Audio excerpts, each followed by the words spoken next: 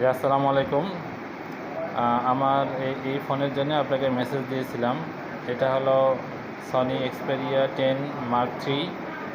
তো আমি এই ফোনটা প্রায় আমার 1 বছর ব্যবহার করেছি। তো হঠাৎ করে একদিন আমার মেয়ে এটা ফেলে দেয়। ফেলে দেওয়ার পরে এটার এই যে পিছনের সাইড এরকমভাবে ফেটে যায়। আর এটা আমি সামনের সাইডটা দেখাই। তো সামনের সাইডটাও অনেকটা ফেটে গেছে। হ্যাঁ,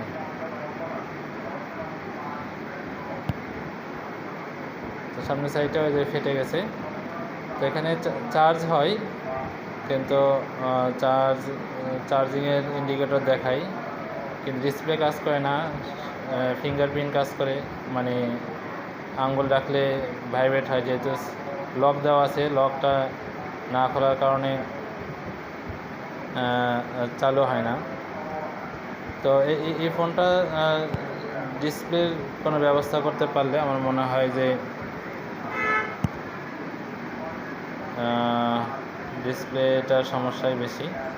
এই জন্য আপনাকে মেসেজ দিয়েছিলাম, যদি একটু দেখতেন আমার খুব উপকার হতো, বা সব কিছু মিলে খরচ বা এগুলো মিলিয়ে যদি ইয়ে করা যেত। ঠিক আছে, আসসালামু আলাইকুম।